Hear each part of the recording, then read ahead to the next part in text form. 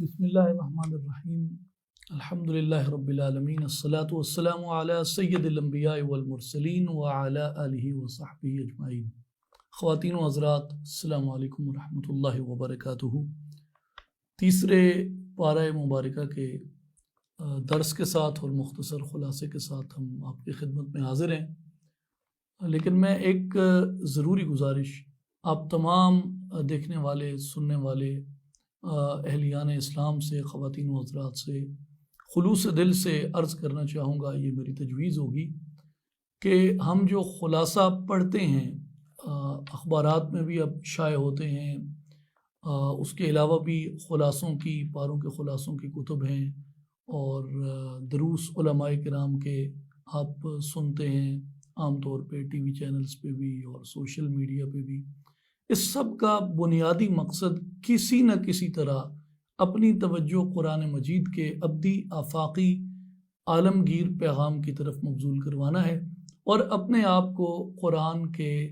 دامن ہدایت سے وابستہ کرنا ہے، اور قرآن کے فیض سے اپنے دامن مراد کو بھرنا ہے۔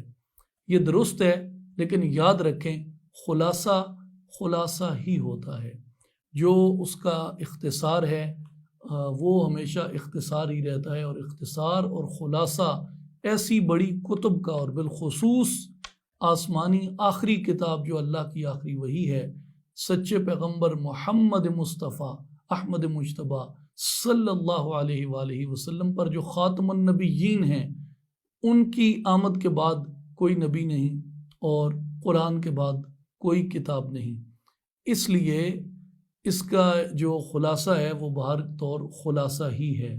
میری تجویز یہ ہے کہ تمام مسلمین و مسلمات اور مومنین اور مومنات کو قرآن مجید سبقاً اپنے ارد گرد جو معتبر جید علماء کرام ہیں ان سے ضرور سیکھنا چاہیے، اور جو جید اور معتبر علماء کرام کی تفاسیر ہیں قرآن مجید کی، ان سے ضرور استفادہ کرنا چاہیے، کیونکہ بہت سی چیزیں ایسی ہیں جو خلاصے کے اندر شامل نہیں ہوتی، اور عین ممکن ہے کہ ہماری زندگی کسی ایسی بات سے بدل جائے جو خلاصے میں بیان ہی نہیں ہوئی، لیکن ویسے قرآن مجید میں موجود ہے۔ لیکن بہرحال صحیح ہے، اپنا اپنا ہر ایک کا ذوق ہے۔ اللہ تعالیٰ سب کو خیر پہ خاتمہ عطا فرمائے اور سب کو قرآن کے نور سے منور فرمائے۔ تیسرے پارے کا آغاز ہوتا ہے تِلْكَ الرُّسُلُ فَضَّلْنَا بَعْضَهُمْ عَلَى بَعْضٍ مِّنْهُمْ مَنْ كَلَّمَ اللَّهُ، یہ رسول ہیں، ہم نے ان میں سے ایک کو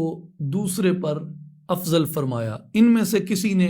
اللہ سے کلام فرمایا اور فرمایا وَرَفَعَ بَعْضَهُمْ دَرَجَاتٍ، اور کوئی وہ ہے جسے سب پر درجوں بلند فرمایا ہے۔ اس میں مراد یہ ہے، جہاں کلم اللہ کا ذکر ہے، اس سے مراد بعض مفسرین نے سیدنا موسیٰ علیہ السلام کو لیا ہے، اور جو یہ الفاظ مبارک ہیں وَرَفَعَ بَعْضَهُمْ دَرَجَاتٍ، اور کسی کو درجات میں سب پر فوقیت دی ہے، وہ فرماتے ہیں کہ اس سے مراد سید الانبیاء خاتم النبیین رؤوف الرحیم رحمت للعالمین محمد مصطفیٰ احمد مجتبیٰ صلی اللہ علیہ وآلہ وسلم کی ذات اقدس ہے، اور آپ کی جو افضلیت ہے تمام رسل پہ اور تمام انبیاء پہ، اس کو بیان کرتے ہوئے علماء نے بہت سی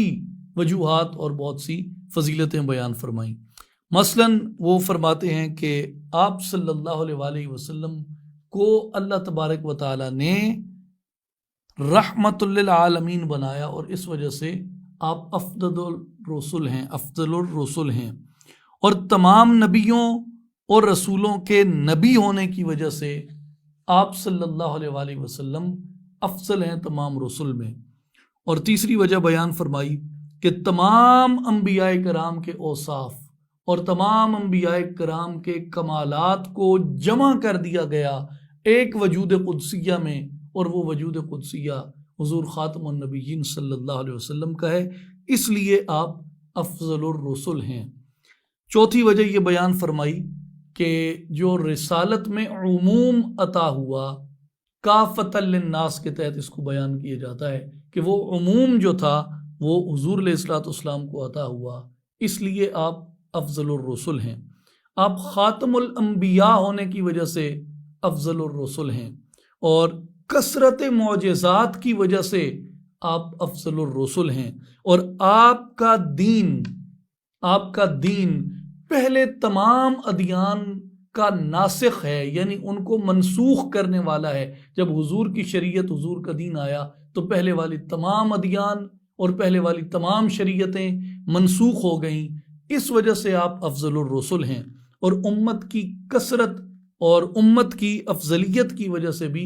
آپ افضل الرسل ہیں۔ جس طرح حضور علیہ الصلوۃ والسلام کو تمام انبیاء پر افضلیت حاصل ہے، اسی طرح امتوں میں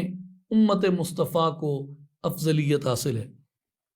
پھر آپ مقام محمود پر فائز ہونے کی وجہ سے افضل الرسل ہیں، کہ جب ہر ایک کانپ رہا ہوگا قیامت کے دن،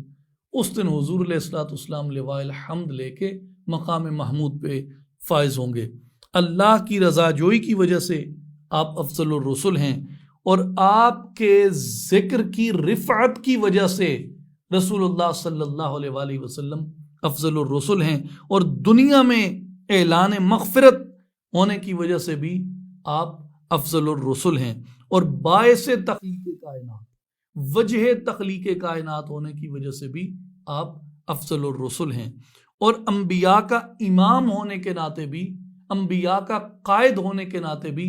آپ افضل الرسل ہیں، کیونکہ آپ نے شب معراج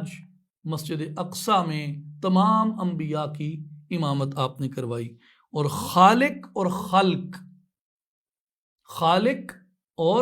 خلق ان دونوں کا محبوب ہونے کے ناطے بھی آپ صلی اللہ علیہ وآلہ وسلم افضل الرسل ہیں۔ تو یہ بنیادی اس جو قرآن مجید میں تیسرے پارے کی پہلی آیات مبارکہ ہیں، ان کے بارے میں یہ ایک بات ذہن نشین کرنا لازم ہے۔ اس کے بعد سورہ البقرہ کی آیت نمبر 255 ہے، جس کو ہم آیت الکرسی کے عنوان سے جانتے ہیں۔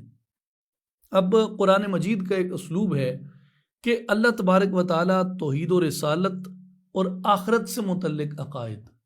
توحید، رسالت اور آخرت کے متعلق عقائد اور مختلف احکام شرعیہ کو بار بار ایک دوسرے کے بعد لاتا ہے، یعنی مسلسل عقائد کا ذکر جاری نہیں رہتا،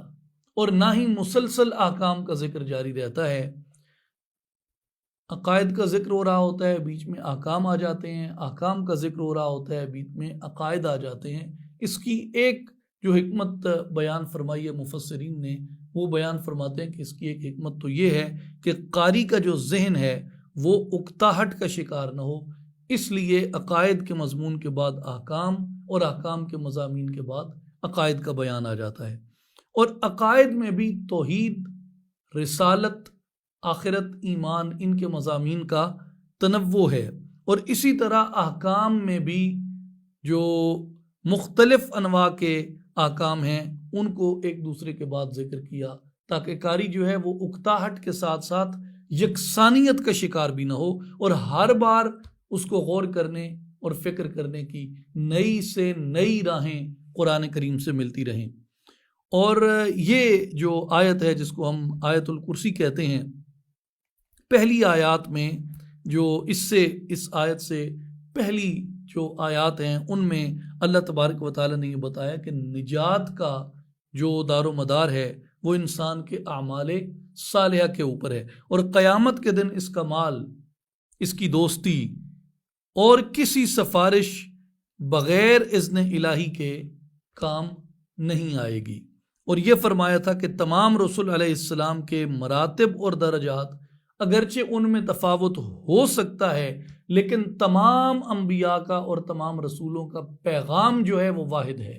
تمام انبیاء کا ایک ہی پیغام تھا، اور ان کا دین ایک ہی دین تھا تمام انبیاء کرام کا، جو اللہ نے مبعوث فرمائے۔ اور وہ پیغام کیا تھا؟ لا الہ الا اللہ۔ پیغام کیا تھا؟ اشہد ان لا الہ الا اللہ وحدہ لا شریک لہ۔ یہ تمام انبیاء کا یہ واحد پیغام تھا، اور صرف اللہ کی عبادت کرو اور صرف اسی کے ہو کر رہو۔ اور یہ جو آیت مبارکہ ہے یہ اللہ تبارک و تعالیٰ کی ذات کا جامع تعارف اور اس کی صفات کا جامع بیان ہے۔ امام حاکم رحمۃ اللہ علیہ نے حضرت ابی ابن ابی کعب رضی اللہ تعالیٰ عنہ سے یہ روایت فرمایا ہے کہ حضور نبی کریم صلی اللہ علیہ وآلہ وسلم نے امتحاناً سوال فرمایا کہ کتاب اللہ کی کون سی آیت عظیم ہے؟ تو انہوں نے عرض کی یا رسول اللہ صلی اللہ علیہ وسلم آیت الکرسی۔ تو آپ صلی اللہ علیہ وآلہ وسلم نے فرمایا کہ اے ابو المنذر تم کو علم مبارک ہو۔ گویا جو شخص یہ جانتا تھا کہ قرآن کی عظیم ترین آیت آیت الکرسی ہے تو حضور علیہ الصلوۃ والسلام آپ اس کو بشارت علم عطا فرماتے۔ اور اسی طرح رسول اللہ صلی اللہ علیہ وآلہ وسلم نے ارشاد فرمایا کہ جو شخص ہر نماز کے بعد آیت الکرسی کی تلاوت کرتا ہے جنت میں داخل ہونے سے موت کے سوا اور کوئی اس کے لیے رکاوٹ نہیں ہے۔ وہ شخص جیسے مرے گا سیدھا جنت کے اندر جائے گا۔ کون؟ جو ہر نماز کے بعد آیت الکرسی کی تلاوت کرتا ہے۔ اسی طرح حضرت قتادہ رضی اللہ عنہ سے روایت ہے کہ جو شخص بستر پہ لیٹ کے آیت الکرسی پڑھتا ہے، یعنی جب سونے کے لیے جاتا ہے اپنے بستر پہ، جو سوتے ہوئے آیت الکرسی کی تلاوت کرتا ہے، صبح ہونے تک فرشتے اس کی حفاظت کرتے ہیں۔ اس کے بعد سورہ البقرہ کی آیت نمبر 256 آتی ہے۔ اس میں ایک اہم بات جو ہے وہ لا اکراہ فی الدین ہے۔ اب اس سے پہلے آیت الکرسی میں اللہ تبارک و تعالیٰ کی صفات بیان کی گئی۔ یہ وہ ربط ہے اور یہ وہ نظم ہے جو مفسرین کرام نے قرآن مجید کے آیات کے آگے اور پیچھے ہونے کی حکمتوں کو بیان کرتے ہوئے انہوں نے بیان کیا۔ اب آیت الکرسی کا بیان آ گیا۔ آیت الکرسی کے بیان کے فوری بعد یہ بیان آتا ہے لا اکراہ فی الدین، کہ دین کے اندر جبر نہیں ہے۔ اب یہ بتایا گیا تھا آیت الکرسی میں کہ تمام زمینیں اور آسمان جو کچھ بھی ہے یہ سب اس سچے رب کی سلطنت ہے، اور آسمانوں اور زمینوں کی حفاظت سے اس کو کوئی تھکاوٹ نہیں ہوتی اور اس کو ہر ایک چیز کا علم ہے۔ جب انسان نے یہ جان لیا اور اس کو پہچان لیا تو اب کوئی امر مانے نہیں رہ گیا کہ انسان اس سچے رب کی عبادت کے اندر مشغول ہو جائے اور اس کی وحدانیت کو خلوص دل کے ساتھ تسلیم کر لے۔ اب اللہ تبارک و تعالیٰ یہ فرما رہا ہے کہ اس کی ذات اور صفات کو جاننے کے بعد انسان کو از خود ایمان لے آنا چاہیے اس بات پہ کہ زمین و آسمان کا مالک کون ہے۔ اس لیے ہم نے پہلے یہ ایک بات کی کہ حضور علیہ الصلوۃ والسلام کا جو معجزہ ہے قرآن، یہ معجزہ عقلی ہے، اور اس پہ ہم الگ سے ایک تفصیلی گفتگو کریں گے جس میں اس بات کو ہم بیان کریں گے کہ دیگر انبیاء کے معجزات میں اور قرآن مجید کے معجزہ ہونے میں کیا فرق ہے۔ سادہ بات یہ ہے کہ آپ صلی اللہ علیہ وسلم سے پہلے انبیاء کو اکثر معجزے حصی عطا کیے گئے جو اپنے وقت کے بعد ختم ہو گئے، جیسے اونٹنی آئی حضرت صالح علیہ السلام کی، لیکن اس کے بعد وہ معجزہ ختم ہو گیا۔ حضرت موسیٰ علیہ السلام کے عصا کا معجزہ ہے، یہ حصی تھا، وقت گزرا، معجزہ ختم ہو گیا۔ لیکن قرآن مجید کو اللہ تبارک و تعالیٰ نے عقلی معجزہ بنایا ہے، اور عقلی معجزہ جو ہے یہ قیامت تک جاری و ساری رہے گا۔ اس لیے جتنے انبیاء کو جتنے معجزے عطا ہوئے، قرآن مجید اعظم المعجزات کہا جاتا ہے، تمام معجزات میں سب سے اعظم ہے۔ یہ عقلی معجزہ ہے اور یہ ختم نہیں ہوتا۔ اس لیے جو بھی عقل والا، بصیرت والا، نظر والا، سمجھ والا، شعور والا، آگاہی والا، علم والا قرآن مجید کو پڑھتا ہے اور آیت الکرسی سے یہ اخذ کرتا ہے کہ زمین و آسمان کا مالک وہی ہے جس کو زمین و آسمان کا نظام چلاتے ہوئے اور پتھر میں کیڑے کو بھی رزق پہنچاتے ہوئے وہ تھکتا نہیں ہے، اس کو اونگ نہیں آتی، وہ الحی ہے، وہ القیوم ہے، اور وہ ہر چیز کا علم رکھتا ہے، اور کوئی چیز ایسی کائنات کی نہیں جو اس کے احاطہ علم سے باہر ہو۔ تو فرمایا جس نے یہ جان لیا اس پر لازم ہو گیا کہ وہ وحدانیت حق تعالیٰ پہ ایمان لے کر آئے۔ اس لیے دین اور ایمان کے معاملے میں تم کسی کے اوپر جبر نہ کرو، کیونکہ ہم نے ہر ایک کو شعور دیا ہے، وہ اپنے شعور کو استعمال کرتے ہوئے اللہ تبارک و تعالیٰ کی وحدانیت کی گواہی دے۔ اس لیے جو لوگ کہتے ہیں، یہ غالباً امام راضی رحمۃ اللہ علیہ کا قول ہے اگر میں بھول نہیں رہا، امام راضی رحمۃ اللہ علیہ سے یہ سوال کیا گیا تھا کہ لوگ کہتے ہیں کہ میرے پاس خدا کے نہ ہونے کے اتنے دلائل ہیں، تو امام راضی رحمۃ اللہ علیہ نے جواب میں فرمایا، آپ نے فرمایا کہ اللہ تبارک و تعالیٰ کو نہ ماننے کے لیے دلیل کی نہیں، انکار کی ضرورت ہے، لیکن اللہ تعالیٰ کو ماننے کے لیے دلیل کی ضرورت ہے۔ تو دلیل جو ہے وہ قرآن مجید کو، اور حجت جو ہے وہ قرآن مجید کو اللہ تبارک و تعالیٰ نے قائم فرما دیا، اور فرمایا اس کے بعد راستہ واضح کر دیا گیا، حق کا بھی باطل کا بھی، ماننے کا بھی انکار کا بھی۔ اس لیے کسی کے اوپر جبر نہ کرو، لوگ اپنے شعور سے، اپنے ادراک سے، اپنے فہم سے، اپنے علم سے اللہ تبارک و تعالیٰ کی ذات کی وحدانیت کی گواہی دیں گے۔ اور اس طرح کا جو مضمون ہے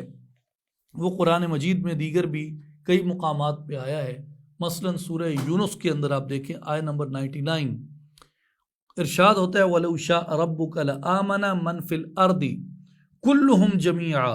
أَفَأَنْتَ تُكْرِهُ النَّاسَ حَتَّى يَكُونُوا مُؤْمِنِينَ، اور اگر آپ کا رب چاہتا تو ضرور سب کے سب لوگ جو زمین میں آباد ہیں ایمان لے آتے، یعنی اگر اللہ چاہتا تو زمین پہ بسنے والا ہر ذی روح اس کی ذات پہ ایمان لے آتا۔ جب رب نے انہیں جبراً مومن نہیں بنایا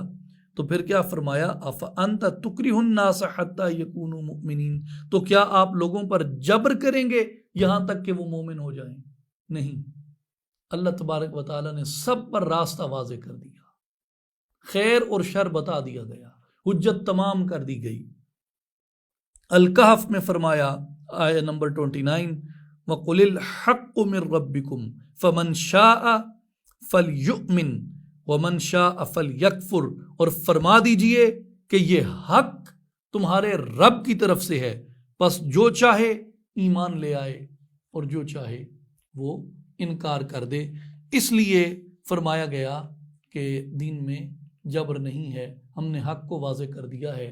اور اس کے لیے علم والوں کے لیے نشانیاں رکھ دی گئی ہیں۔ پھر سورہ البقرہ میں آیت نمبر 258 آ جاتی ہے، تیسرا پارہ چل رہا ہے ابھی، اس میں نمرود سے مناظرے کا ذکر ہے سیدنا ابراہیم علیہ السلام کی۔ الم تر الی الذی حاج ابراہیم فی ربہ ان آتاہ اللہ الملک، اے محبوب کیا تم نے نہ دیکھا تھا اسے جو ابراہیم علیہ السلام سے جھگڑا اس کے رب کے بارے میں۔ یہاں پہ ابراہیم علیہ السلام کے نمرود کے ساتھ مناظرے کا ذکر آ رہا ہے۔ اس نے اپنی طاقت کے نشے میں خدائی دعویٰ کر دیا، جو کہ عام طور پہ طاقت کا گھمنڈ بندے کو اس جگہ پہ لے جاتا ہے، اس لیے طاقت کو برے نشوں میں سے ایک نشہ کہا گیا ہے، اور طاقت کسی کے ظرف کو آشکار کر دیتا ہے۔ حضرت ابراہیم علیہ السلام نے جب اس کے کفر اور اس کے الحاد کے سامنے آپ نے کلمہ حق بلند فرمایا، اور یہ آپ نے فرمایا کہ یہ جو مٹی کا پتلا ہے یہ خدا کیسے ہو سکتا ہے، تو آپ نے اس کا انکار کیا، تو نمرود نے سر مجلس آپ کے رب کے متعلق دریافت کیا، تو ابراہیم علیہ السلام نے ارشاد فرمایا، جسے قرآن مجید بیان فرماتا ہے، وَإِذْ قَالَ إِبْرَاهِيمُ رَبِّيَ الَّذِي يُحْيِي وَيُمِيتُ، ابراہیم علیہ السلام نے فرمایا کہ میرا رب وہ ہے جو زندہ بھی کرتا ہے اور مارتا بھی ہے۔ تو قرآن مجید بتاتا ہے کہ نمرود نے جواباً کہا، قال انا احیی و امید، میں بھی زندہ کرتا ہوں اور میں بھی مارتا ہوں۔ اب اس کی جب دلیل طلب ہوئی تو اس نے دو لوگ بلوائے، جن میں سے ایک کے قتل کا حکم صادر ہو چکا تھا اور دوسرا بے گناہ تھا۔ جس کے قتل کا حکم صادر ہو چکا تھا، جس کی موت آنی تھی، اس کو نمرود نے چھوڑ دیا، اور جس کی معافی ہو چکی تھی، جو بے قصور تھا، اس کو اس نے قتل کروا دیا۔ اور اس کے لیے اس نے ابراہیم علیہ السلام کو یہ کہا کہ دیکھو میں جسے چاہوں زندہ رکھوں اور جس کو چاہوں میں اس کو قتل کر دوں۔ اب حضرت ابراہیم علیہ السلام کے لیے جواب میں شان دعویٰ پیدا ہو گئی، تو ابراہیم علیہ السلام نے اس پر مناظرانہ گرفت فرمائی کہ موت اور حیات کا پیدا کرنا تیرے مقدور میں نہیں ہے، اور نہ اس موٹی عقل کے انسان نے زندہ کرنے کے معنی کو سمجھا، وہ زندہ کرنے کے معنی کو زندہ چھوڑنا سمجھا تھا، جبکہ ابراہیم علیہ السلام زندہ کرنے کی بات فرما رہے تھے۔ اور زندہ چھوڑنے کا مطلب یہ ہے کہ آپ جس کو چاہیں زندہ چھوڑ دیں، اور زندہ کرنے کا معنی یہ ہوتا ہے کہ ایک مردہ بے جان پڑا ہے، اس کے اندر روح ڈال کے اس کو زندہ کر دیا جائے۔ تو ایک تو یہ بڑا واضح فرق تھا۔ تو آپ نے اس کی جو جھوٹی ربوبیت کا دعویٰ تھا، آپ نے اس کو باطل کر دکھایا۔ اور قرآن مجید اس کے اوپر کہتا ہے کہ قال ابراہیم علیہ السلام نے پھر فرمایا فَإِنَّ اللَّهَ يَأْتِي بِالشَّمْسِ مِنَ الْمَشْرِقِ فَأْتِ بِهَا مِنَ الْمَغْرِبِ۔ اب یہ دعویٰ یہ تھا کہ ابراہیم علیہ السلام کا سوال تھا کہ اللہ نکالتا ہے سورج کو مشرق سے، تو تو نکال لا اس سورج کو مغرب سے۔ اب دو چیزیں ہیں، ایک زندہ کو مردہ کو زندہ کرنا، مردہ کو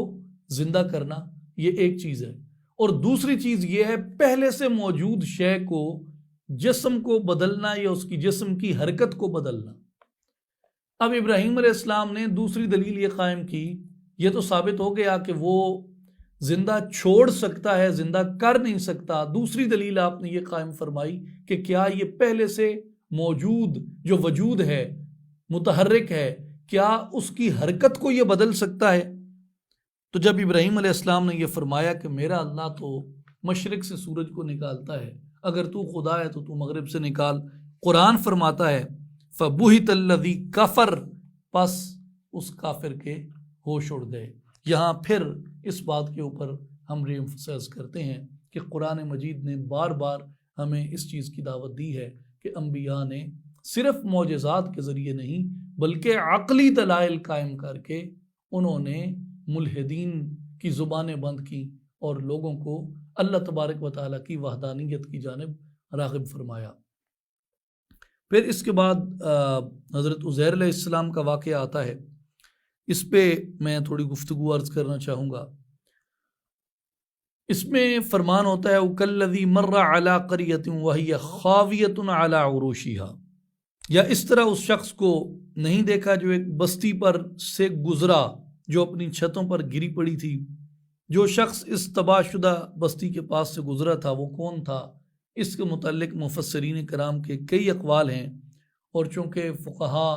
تابعین اور صحابہ کرام رضوان اللہ علیہم اجمعین کی اکثریت نے کہا ہے کہ وہ عزیر علیہ السلام تھے، اس لیے ہم حضرت عزیر علیہ السلام کے نام سے یہاں یہ گفتگو کر رہے ہیں۔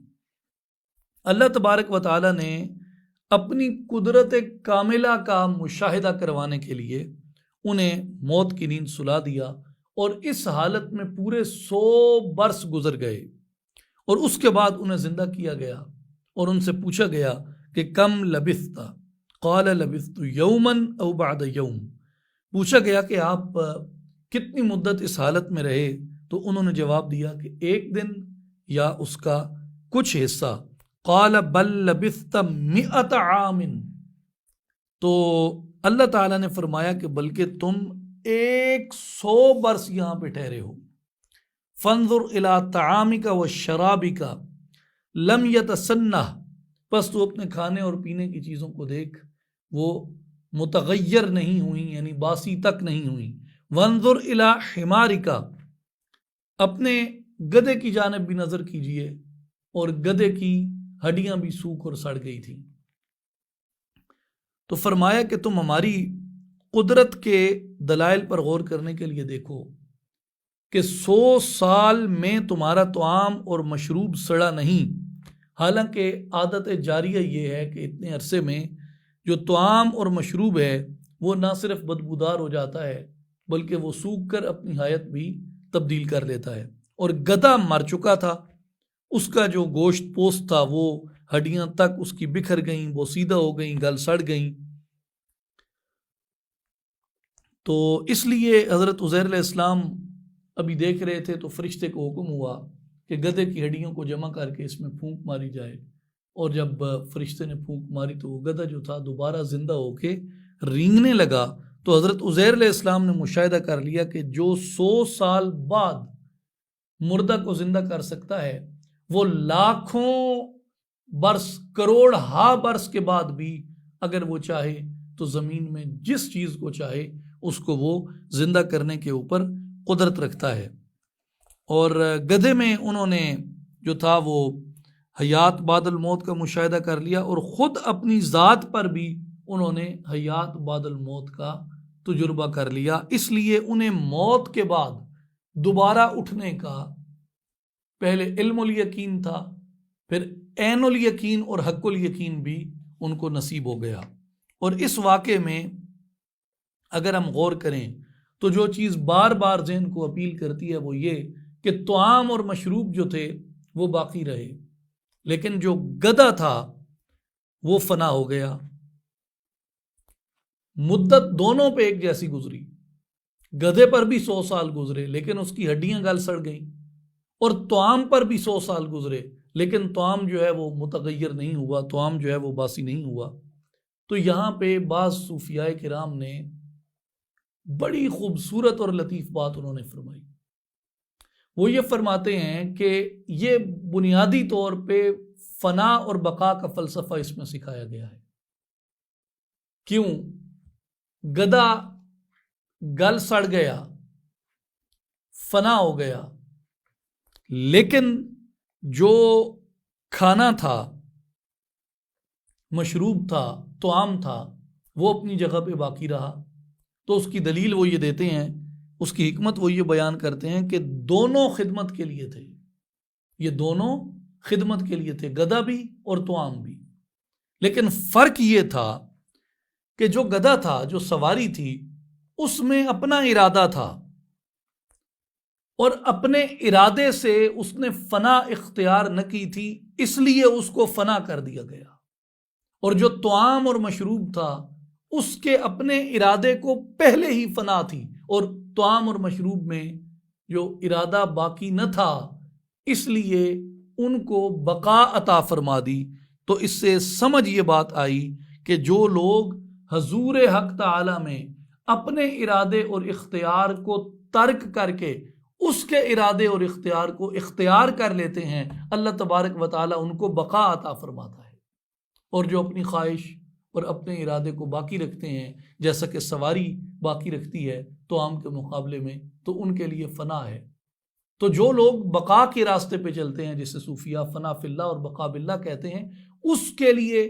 خواہش نفس کو ترک کرنا لازم آتا ہے۔ اور اگر آپ غور کریں، جس مہینے سے ہم گزر رہے ہیں، رمضان المبارک، رمضان المبارک کے بارے میں اور روزے اور سیام کے بارے میں دو بہت خوبصورت بحثیں ہیں، وہ ہر ایک کو پڑھنی چاہیے ضرور، اس لیے کہ بڑی آپ کو، جس کو ایکڈیمکلی کہتے ہیں نا کہ ایک ایڈوانس لیول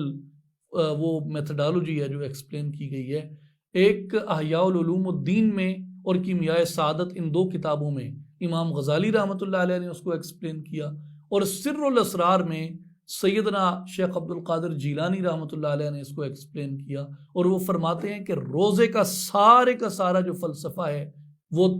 ترک خواہش نفس ہے۔ روزے کا سارا فلسفہ آپ اگر سحر سے افطار تک اور افطار سے سحر تک کے تمام معمولات کو دیکھیں تو یہ ترک خواہش نفس ہے۔ تو جو خواہش نفس کو ترک کرتا ہے اس کو بقا نصیب ہو جاتی ہے، اور جو خواہش نفس کو ترک نہیں کرتا، رمضان کے فلسفے کی روح سے وہ گناہ گار ٹھہرتا ہے۔ اور یہ بات آپ کو تو عام اور سواری کے فلسفے سے، عزیر علیہ السلام کے واقعے سے صوفیاء کرام بیان فرماتے ہیں۔ پھر آیت نمبر 260 میں حضرت ابراہیم علیہ السلام کا 4 مردہ پرندوں کو زندہ کرنا اور ان کو اپنی طرف بلانا، یہ واقعہ آتا ہے۔ وَإِذْ قَالَ إِبْرَاهِيمُ رَبِّ أَرِنِي كَيْفَ تُحْيِي الْمَوْتَى، اور وہ واقعہ یاد کریں جب ابراہیم علیہ السلام نے عرض کی کہ میرے رب مجھے دکھا کہ تو مردوں کو کس طرح زندہ فرماتا ہے۔ قَالَ أَوَلَمْ تُؤْمِنْ، ارشاد ہوا کیا تم یقین نہیں رکھتے؟ قَالَ بَلَا وَلَكِنْ لِيَطْمَئِنَّ قَلْبِي، عرض کی کیوں نہیں، میں یقین رکھتا ہوں لیکن اپنے دل کو مطمئن کرنے کے لیے میں یہ دیکھنا چاہتا ہوں۔ قَالَ فَخُذْ أَرْبَعَةً مِّنَ الطَّيْرِ فَصُرْهُنَّ إِلَيْكَ، ارشاد ہوا کہ تم 4 پرندے پکڑو اور پہلے ان کو اپنے اوپر مانوس کر لو۔ ثُمَّ اجْعَلْ عَلَى کل جبل منہن جزءا، پھر انہیں ذبح کر کے ان کا ایک ایک ٹکڑا جو ہے وہ ایک ایک پہاڑ پر رکھ دو. ثم ادعوہن یأتینک سعیا، پھر انہیں بلاؤ وہ تمہارے پاس دوڑتے چلے آئیں گے. وَاعْلَمْ أَنَّ اللَّهَ عَزِيزٌ حَكِيمٌ، جان لو اللہ بڑی غالب حکمت والا ہے. اب یہاں پہ خوف طوالت کی وجہ سے ہم گفتگو کو سمیٹتے ہوئے صرف یہ عرض کرنا چاہتے ہیں کہ 4 پرندوں سے مراد کیا ہے. ابن جریر رحمۃ اللہ علیہ نے حضرت مجاہد رحمۃ اللہ علیہ کی روایت سے بیان فرمایا ہے کہ یہ 4 پرندے تھے: مرغ، مور، کوا، کبوتر. مرغ، مور، کوا، کبوتر، یہ 4 پرندے تھے. اور سیدنا شیخ عبد القادر جیلانی رحمۃ اللہ علیہ نے بھی تفسیر الجیلانی کے اندر آپ نے ان 4 پرندوں سے مراد یہی 4 پرندے لکھے ہیں: مرغ، مور، کوا اور کبوتر. سیدنا شیخ عبد القادر جیلانی پیران پیر رحمۃ اللہ تعالی علیہ، آپ ان 4 پرندوں کی وضاحت میں فرماتے ہیں: طاؤوس مزخرفات الدنیا الدنیۃ، یہاں مور سے دنیا کی گھٹیا اور بے حقیقت زیب و زینت مراد ہے. وَدَيْكُ شَهْوَاتُهَا، اور مرغ سے نفسانی خواہشات مراد ہیں. وَغَرَابٌ الْآمَالُ الطَّوِيلَةُ فِيهَا، اور اسی طرح کوے سے دنیا کی لمبی لمبی امیدیں مراد ہیں. وَحَمَامٌ الْأَهْوَاءُ الْبَاطِلَةُ، اور کبوتر سے بھی باطل خواہشات مراد ہیں. حضرت سلطان العارفین سلطان باہو رحمۃ اللہ علیہ، آپ ان 4 پرندوں کی تشریح میں اپنی تصنیف کلید التوحید کلان میں آپ ارشاد فرماتے ہیں کہ 4 پرندے ہیں جن سے نفس امارہ قوت حاصل کرتا ہے. 4 پرندے ہیں جن سے نفس امارہ قوت حاصل کرتا ہے، اور دراصل یہ 4 پرندے 4 وصف ہیں. اور وہ کیا ہے؟ شہوت کا مرغ، ناجائز خواہشات کا کبوتر، زیب و زینت کا مور اور حرص کا کوا. آپ فرماتے ہیں کہ جو 4 عناصر یعنی آگ، مٹی، ہوا اور پانی سے پیدا کیے گئے ہیں، جو شخص ان 4 پرندوں کو سنت ابراہیمی میں ذبح کر ڈالتا ہے، یعنی کون کون سے؟ شہوت کے مرغ کو، ناجائز خواہشات کے کبوتر کو، زیب و زینت پرستی کے مور کو، اور حرص و طمع کے کوے کو جو شخص سنت ابراہیمی میں ان کا گلا کاٹ ڈالتا ہے، وہ اس قابل ہو جاتا ہے کہ اللہ تبارک و تعالیٰ اس پر معرفت الہی کی راہیں آسان کر دے، وہ حجابات سے نکل کر راہ معرفت کو کھول لیتا ہے. پھر اس کے بعد سورہ البقرہ کی آیت نمبر 268 آ جاتی ہے. اس آیت مبارکہ میں ہے کہ شیطان سب سے پہلے انسان کو تنگ دستی کا اور محتاجی کا خوف دلاتا ہے، جس سے انسان کے وجود کے اندر توکل علی اللہ کو ختم کر دیا جاتا ہے. یعنی اگر تنگ دستی اور محتاجی کا خوف شیطان ڈال دے تو توکل علی اللہ ختم ہو جاتی ہے. اس لیے محتاجی اور تنگ دستی کے خوف کی بجائے اللہ تبارک و تعالیٰ کے توکل کو وجود کے اندر پختہ کرنا چاہیے. الشیطان یعدکم الفقر ویأمرکم بالفحشاء، اور شیطان تمہیں اللہ کی راہ میں خرچ کرنے سے روکنے کے لیے تنگ دستی کا خوف دلاتا ہے اور بے حیائی کا حکم دیتا ہے. اس لیے جو بے حیائی، فحاشی، عریانی، اس طرح کی جتنی چیزیں ہیں، یہ بنیادی طور پہ حکم شیطانی ہیں اور اللہ تبارک و تعالیٰ کی منشا اور اس کی رضا کے خلاف ہیں. پھر سورہ البقرہ میں آیت نمبر 275 سے 279 تک تیسرے پارے میں سود کی حرمت کے بارے میں بیان آتا ہے، جس میں سود خور کے ساتھ اللہ تعالیٰ نے اور اس کے رسول صلی اللہ علیہ وآلہ وسلم نے اعلان جنگ فرمایا ہے. یا ایھا الذین آمنوا اتقوا اللہ وذروا ما بقی من الربا ان کنتم مؤمنین، اے ایمان والو اللہ سے ڈرو اور جو کچھ بھی سود میں باقی رہ گیا چھوڑ دو اگر تم صدق کے دل سے ایمان رکھتے ہو۔ فَإِن لَّمْ تَفْعَلُوا، اگر تم سود کو ترک نہیں کرتے، فَأْذَنُوا بِحَرْبٍ مِّنَ اللَّهِ وَرَسُولِهِ، تو اللہ اور اس کے رسول صلی اللہ علیہ وآلہ وسلم کی طرف سے اعلان جنگ پر خبردار ہو جاؤ۔ جو سود کو ترک نہیں کرتے اللہ ان کو اعلان جنگ فرماتا ہے۔ اور فی زمانہ ابو حنیفہ، مالک، شافعی اور احمد رحمہ اللہ علیہ مجمعین، ان کے روحانی اور علمی فرزندان پر، امام سرخسی کے علمی فرزندان پر، قاضی ابو یوسف اور محمد بن حسن شیبانی کے علمی فرزندان پر، روحانی فرزندان پر جو سب سے بڑا فریضہ اور امتحان ہے وہ اس سودی نظام کے خلاف جنگ ہے کہ کیسے اس سودی نظام کا خاتمہ کر کے سود سے پاک معیشت لائی جا سکتی ہے۔ آیت نمبر 282 سے لے کر 283 میں آداب معاملات سکھائے گئے۔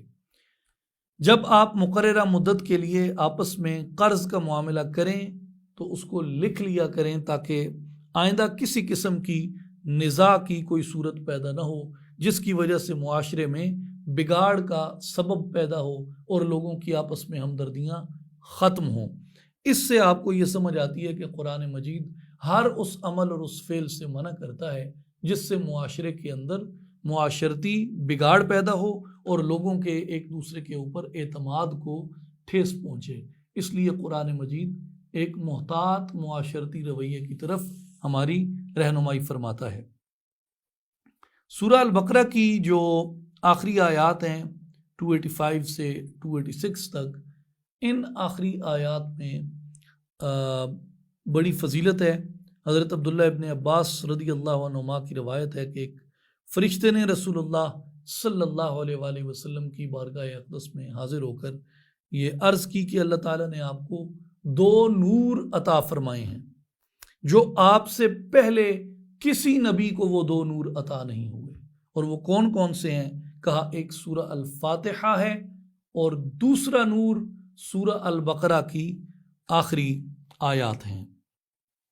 اب یہاں پر جو سورہ البقرہ کا اختتام ہوتا ہے لیکن تیسرا پارہ چل رہا ہے، لیکن ہم اب سورہ آل عمران کی طرف جاتے ہیں۔ سورہ آل عمران میں آل عمران کی فضیلت کو بیان کیا گیا ہے اور آپ کے اہل و عیال کا ذکر ہے، جس وجہ سے اس کا نام سورہ آل عمران رکھا گیا۔ اور آقا کریم صلی اللہ علیہ وآلہ وسلم نے سورہ آل عمران کا نام سورہ زہرا بھی رکھا ہے، اور امام سیوطی رحمۃ اللہ علیہ نے اس کا نام سورہ طیبہ بھی نقل فرمایا ہے، اس لیے کہ اس صورت میں طیبین کے اوصاف کو جمع کیا گیا ہے۔ سورہ آل عمران کی جو 1 تا 91 آیات ہیں ان کا میں مختصر خلاصہ عرض کر دیتا ہوں کہ ابتدائی 10 آیتیں قرآن مجید اور اس کے ماننے والوں کے احکام سے متعلق ہیں، اور آیت نمبر 11 سے 32 تک کا تعلق جنگ بدر کے ساتھ ہے، اور اس کا جو زمانہ نزول ہے مفسرین کے مطابق وہ سن 2 ہجری ہے، اور آیت نمبر 33 سے لے کے جو 71 تک 38 آیات ہیں یہ 9 ہجری میں نازل ہوئیں، جب نجران سے عیسائیوں کا ایک وفد آقا علیہ السلام کی بارگاہ میں حاضر ہوا تو آپ نے آپ کے پاس آیا تو ان آیات نے عقیدہ تثلیث کو باطل ثابت کیا اور یہ واضح کیا کہ حضرت عیسیٰ علیہ السلام اللہ تعالیٰ کے بیٹے نہیں ہیں اور نہ ہی خدا ہیں، بلکہ وہ اللہ تبارک و تعالیٰ کے برگزیدہ بندے، اللہ تبارک و تعالیٰ کے نبی، اور اللہ تبارک و تعالیٰ کی ایک نیک اور صالحہ بندی سیدہ مریم سلام اللہ علیہ کے بطن سے پیدا ہونے والے اللہ کے نیک اور صالح بندے تھے جن کو اللہ تعالیٰ نے نبوت عطا فرمائی۔ اب یہ ایک قابل غور بات ہے،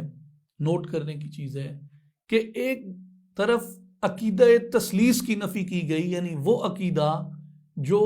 علماء نصرانیہ نے یعنی عیسائی علماء نے حضرت عیسیٰ علیہ السلام کے اشروں بعد انہوں نے یہ اخذ کر لیا کہ عیسیٰ علیہ السلام خدا کے بیٹے ہیں، اور کسی نے کہا کہ وہ خود خدا ہیں، اور یہ جو تثلیث کا عقیدہ تھا اس کو اللہ تبارک و تعالیٰ نے ان آیات میں باطل ثابت کیا۔ لیکن اس کے ساتھ حضرت عیسیٰ علیہ السلام کے مقام نبوت کو،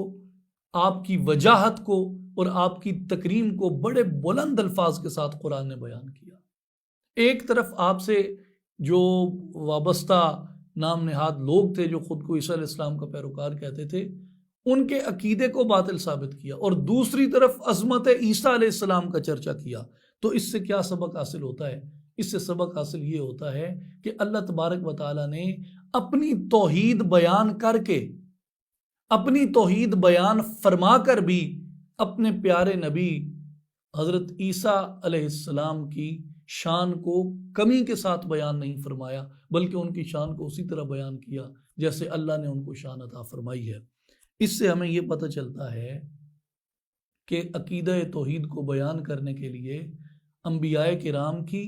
یا اولیاء کرام کی یا صالحین کی تصحیح کرنا یا ان کی شان اور مرتبے کو کم تر ثابت کرنا ضروری نہیں ہوتا۔ دونوں کام اکٹھے کیے جا سکتے ہیں، توحید بھی بیان ہو اور انبیاء اور صالحین کی وجاہت و کرامت بھی بیان ہو۔ یہ وہ قرآنی اسلوب ہے جو آپ کو اس مقام پہ سورہ آل عمران سے سیکھنے کو ملتا ہے۔ پھر آیت نمبر 72 سے آیت نمبر 80 تک جو 8 آیات ہیں، ان میں جو بنی اسرائیل کا نظریہ تھا اس کا اور بنی اسرائیل کا رد کیا گیا، کیونکہ انہوں نے واضح نشانیاں اور آیات ہونے کے باوجود بھی رسول اللہ صلی اللہ علیہ وآلہ وسلم کو جھٹلایا۔ اور آیت نمبر 81 سے لے کے 84 تک رسول پاک صلی اللہ علیہ وآلہ وسلم کی نبوت کا بیان فرمایا، اور تمام انبیاء اور رسل سے آپ پر ایمان لانے اور آپ کی نصرت کرنے کے لیے میثاق لینے کا ذکر فرمایا ہے۔ یہ مختصر خلاصہ آل عمران کی ان آیات کا ہے۔ چند ایک اہم نکات آل عمران سے جان لیتے ہیں۔ آل عمران کا آغاز ہوتا ہے الف لام میم سے، اور یہ ہم پہلے بھی اس بارے میں بات کر چکے ہیں کہ حروف مقطعات جو ہیں ان کا علم اللہ اور اس کے رسول صلی اللہ علیہ وآلہ وسلم کو ہے۔ پھر آگے آیت نمبر 2 میں ہے اللہ لا الہ الا هو الحی القیوم، اللہ اس کے سوا کوئی عبادت کے لائق نہیں، وہ ہمیشہ زندہ رہنے والا ہے اور سارے عالم کو اپنی تدبیر سے قائم رکھنے والا ہے۔ اور حروف مقطعات کے بعد آل عمران کا جو آغاز ہے اللہ تبارک و تعالیٰ کی وحدانیت سے اور اس کی صفت حی اور صفت قیوم کے ساتھ کیا گیا ہے۔ اور بزرگان دین میں یہ طریقہ جو تھا رائج تھا کہ وہ کثرت سے یا حی یا قیوم کا ذکر کیا کرتے تھے، اور اس کی اجازت عام عطا فرماتے تھے کہ جب بھی تم اپنے آپ کو اداس، پریشان، تنہا محسوس کرو تو اپنے خالق کو یاد کیا کرو اس کے ان پاک اسما سے، تو اللہ تبارک و تعالیٰ تمہیں اپنے قریب فرما لیتا ہے اور تمہارے اندر کی پریشانی اور اداسی کو زائل فرما دیتا ہے۔ یعنی جب اداسی محسوس ہو، تنہائی محسوس ہو، تو یا حی یا قیوم کا ذکر کریں۔ پھر آیت نمبر 7 میں آیات متشابہات کا بیان ہے، اور اس بارے میں ملا احمد جیون رحمۃ اللہ علیہ جو معروف فقیہ ہیں حنفی روایت کے، آپ نے اپنی تفسیر کے اندر یہ فرمایا ہے کہ آیات متشابہات کے مطابق اور اس کے لیے یہ عقیدہ رکھنا چاہیے کہ اس کی مراد حق ہے، اگرچہ قیامت سے پہلے ہمیں آیات متشابہات کا علم نہیں ہو سکتا، اس کے حقیقی مفہوم کو ہم نہیں جان سکتے، اور قیامت کے بعد ان کا معنی ہر ایک شخص پر منکشف ہو جائے گا۔ یہ قول ہے ملا احمد جیون رحمۃ اللہ علیہ کا۔ اور بھی کئی مفسرین نے اس بارے میں اپنی اپنی آراء کو ظاہر فرمایا ہے، جس کا خلاصہ یہ ہے کہ آیات متشابہات کے بارے میں جو اول زمانے کے علماء تھے وہ غور و فکر نہیں فرماتے تھے، اور نہ کسی کو ان کا معنی بیان کرنے کی اجازت فرماتے اور نہ خود ان کا معنی بیان فرماتے، لیکن پھر جیسے جیسے مختلف فرقے وجود میں آتے گئے اور بعض جو گمراہ فرقے تھے جیسے مجسمہ وغیرہ تھا، فرقہ مجسمہ جو تجسیم باری تعالیٰ کے قائل تھے اپنی گمراہی کی وجہ سے، تو وہ لوگ آیات متشابہات کا سہارا لے کے بہت سی گمراہ عقائد جو تھے ان کا ابلاغ کرتے تھے۔ تو اس کے بعد پھر تقریباً علماء متوسطین بلکہ متاخرین بھی کہا جا سکتا ہے، انہوں نے ان آیات کی تعویل فرمائی اس لیے کہ لوگوں کے ان باطل عقائد کو رد کیا جا سکے۔ تو اس میں مثال کے طور پہ جیسے جو فرقہ مجسمہ تھا جو تجسیم کے قائل تھے، وہ ان آیات کے ظاہری معنی جو تھے وہ بتا کے لوگوں کو گمراہ کرتے تھے، جیسے وہ وجہ اللہ سے اللہ تعالیٰ کا چہرہ ثابت کرتے تھے، ید اللہ سے اللہ تبارک و تعالیٰ کا ہاتھ ثابت کرتے تھے، اور یوم یکشف عن ساق سے اللہ تبارک و تعالیٰ کی پنڈلی جو ہے اس کو ثابت کرتے تھے۔ لیکن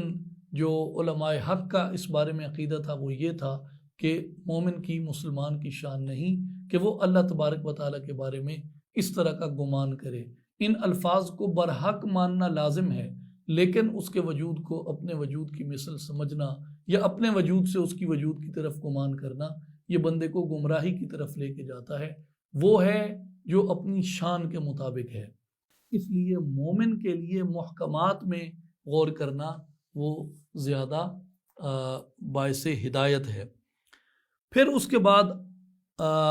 آیہ نمبر 31 میں یہ قول ہمیں دوبارہ یاد کرنا چاہیے، قُلْ إِن كُنتُمْ تُحِبُّونَ اللَّهَ فَاتَّبِعُونِي يُحْبِبْكُمُ اللَّهُ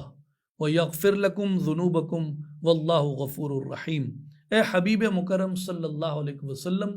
آپ فرما دیں کہ اگر تم اللہ سے محبت کرتے ہو تو میری پیروی کرو، تب اللہ تمہیں اپنا محبوب بنا لے گا اور تمہارے لیے تمہارے گناہ معاف فرما دے گا۔ اللہ تبارک و تعالیٰ بخشنے والا مہربان ہے۔ گویا اگر تم اللہ کی محبت میں ہو اور یہ چاہتے ہو کہ وہ بھی تم سے محبت کرے تو اس کا راستہ یہ ہے کہ محمد عربی صلی اللہ علیہ وآلہ وسلم کی اتباع کرو۔ اللہ تعالیٰ تمہیں اپنا محبوب بنا لے گا اور تمہارے گناہوں کی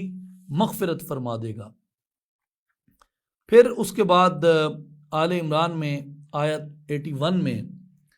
وَإِذْ أَخَذَ اللَّهُ مِيثَاقَ النَّبِيِّينَ کا ذکر ہے۔ یہاں سیدنا علی رضی اللہ تعالیٰ عنہ اور سیدنا ابن عباس رضی اللہ عنہما سے مروی ہے کہ اللہ تبارک و تعالیٰ نے ہر ایک نبی سے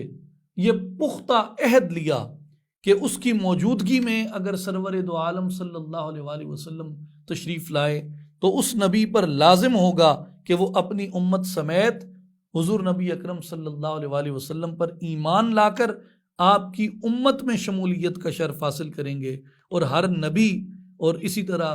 اگر حضور علیہ الصلوۃ والسلام ان کے زمانوں کے بعد آتے ہیں تو تمام انبیاء اپنی امتوں کو بشارت کرتے جاتے تھے کہ ہمارے بعد نبی آخر الزماں صلی اللہ علیہ وآلہ وسلم جب جلوہ گر ہوں تو تم لوگ ان کی تائید کرو، ان کی نصرت کرو اور ان پر ایمان لاؤ۔ اور شب معراج تمام انبیاء کا بیت المقدس میں جمع ہو کے حضور علیہ الصلوۃ والسلام کی امامت و اقتداء میں نماز ادا کرنا بھی اسی بات کو واضح کرتا ہے۔ پھر آیہ نمبر 85 جس میں ارشاد ہوا کہ وَمَن يَبْتَغِ غَيْرَ الْإِسْلَامِ دِينًا فَلَن يُقْبَلَ مِنْهُ، کہ جو کوئی اسلام کے سوا کسی اور دین کو چاہے گا تو وہ اس سے ہرگز قبول نہیں کیا جائے گا۔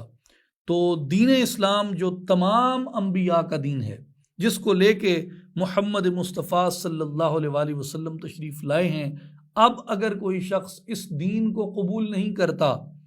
اور کسی اور دین کی پیروی کرتا ہے تو اس کا وہ دین اللہ تبارک و تعالیٰ کی بارگاہ میں مردود ہے۔ یہ اس آیت سے یہ معلوم ہوتا ہے وَمَن يَبْتَغِ غَيْرَ الْإِسْلَامِ دِينًا فَلَن يُقْبَلَ مِنْهُ۔ اسی طرح آل عمران آیت نمبر 91 میں یہ ہوا ارشاد ان الذین کفروا وماتوا وهم کفار فلن يقبل من احدهم ملء الارض ذهبا ولو افتدى به۔ یہ بہت اہم ترین آیت ہے اور مومنین کے لیے بشارت ہے، ایمان والوں کے لیے بشارت ہے یہ آیت۔ اس کا ترجمہ یہ ہے کہ بے شک جو لوگ کافر ہوئے اور حالت کفر میں مر گئے، سو ان میں سے کوئی شخص جو حالت کفر میں مرے، ان میں سے کوئی شخص اگر زمین بھر سونا بھی اپنی نجات کے لیے معاوضہ دینا چاہے تو اس سے ہرگز قبول نہیں کیا جائے گا۔ کون؟ جو شخص ساری زندگی کفر پہ رہا، حالت کفر میں مر گیا، اور انہوں نے یہ مہلت جو تھی اس سے فائدہ نہیں اٹھایا اور ایمان نہیں لایا اللہ کی وحدانیت اور محمد مصطفیٰ صلی اللہ علیہ وآلہ وسلم کی ختم نبوت اور رسالت پر، تو وہ کفر کی موت مرے۔ قرآن کہتا ہے کہ جتنی بڑی زمین ہے نا، اس زمین کے برابر، اس کے وزن کے برابر، اس کے خزانوں کے برابر، اس کی اشیاء کے برابر اگر وہ سونا لے کے آ جائیں تو اس سونے کے بدلے بھی وہ نجات کو حاصل نہیں کر سکتے۔ اب یہاں پہ ایک میں چھوٹی سی وضاحت عرض کرتا چلوں کہ ایک مسلمان جو غریب ہے، جو فقیر ہے، جو مسکین ہے، جو مفلس ہے، جو تنگ دستی کا شکار ہے، لیکن سینے کے اندر اللہ کی وحدانیت اور محمد الرسول اللہ صلی اللہ علیہ وآلہ وسلم کی نبوت اور ختم نبوت کا اور آپ کی عظمت رسالت کا یقین و ایمان رکھتا ہے، وہ قیامت کے دن پار لنگ جائے گا، اس کی مغفرت کر دی جائے گی۔ اس کے مقابلے میں کافر زمین و آسمان کے برابر بھی اگر سونا دے دے تو اس کا فدیہ قبول نہیں کیا جائے گا۔ اس سے ایمان کی قدر پتہ چلتی ہے۔ جو بشارت ہے نا، وہ ایمان کی قدر ہے کہ ساری زمین اور اس کے وزن اور اس کی اشیاء اور اس کے خزانوں کے برابر اور اس کے حجم کے برابر بھی اگر سونا ہو تو اللہ تبارک و تعالیٰ کی بارگاہ میں وہ اس کی کوئی قدر نہیں۔ لیکن اگر مومن کے دل میں ایک ذرہ ایمان پایا جاتا ہے تو اس کی قدر اس تمام سونے سے، اس تمام قیمت سے زیادہ ہے۔ تو اس سے معلوم ہوا کہ دنیا میں ایمان کا کوئی متبادل نہیں ہے۔ ساری زمین سونے کی مل جائے نا، ایمان کا متبادل نہیں ہے۔ ساری زمین سونے کی بنا دی جائے اور بندے کو دے دی جائے، ایمان کا متبادل نہیں ہے۔ ایمان کل کائنات، کل جہان کے خزانوں سے قیمتی خزانہ ایمان ہے۔ دنیا کے سارے خزانے، دولتیں جمع کر لی جائیں، ایمان جیسی دولت کوئی نہیں ہو سکتی۔ اور اسی مفہوم کی آیت سورہ المائدہ میں بھی اللہ جل شانہ نے ارشاد فرمائی، ان الذین کفروا لو ان لهم ما فی الارض جميعا ومثله معه لیفتدوا به من عذاب یوم القیامۃ ما تقبل منهم ولهم عذاب علیم۔ بے شک جو لوگ کفر کے مرتکب ہو رہے ہیں، اگر ان کے پاس وہ سب کچھ مال و متاع اور خزانہ جو روئے زمین میں ہے، بلکہ اس کے ساتھ اتنا اور بھی لے آئیں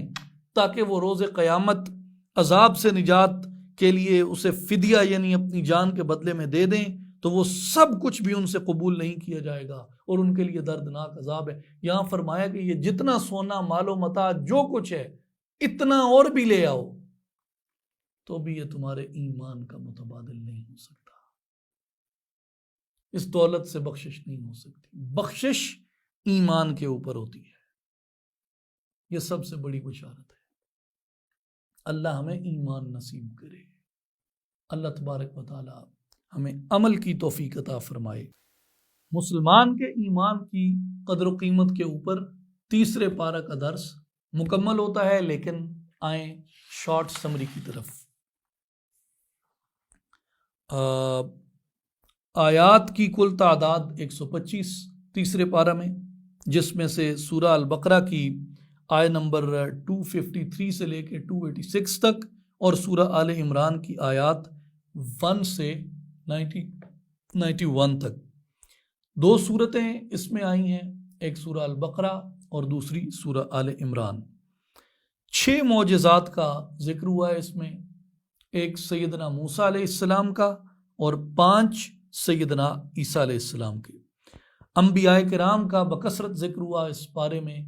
11 انبیاء کرام کا ذکر آیا ہے اس میں، حضرت آدم علیہ السلام کا، حضرت نوح علیہ السلام کا، حضرت ابراہیم علیہ السلام کا، حضرت اسماعیل علیہ السلام کا، حضرت اسحاق علیہ السلام کا، حضرت یعقوب علیہ السلام کا، حضرت زکریا علیہ السلام کا، حضرت عزیر علیہ السلام کا، حضرت موسیٰ علیہ السلام کا، سیدنا عیسیٰ علیہ السلام کا، اور خاتم النبیین محمد مصطفیٰ صلی اللہ علیہ وآلہ وسلم کا۔ ملائکہ میں سے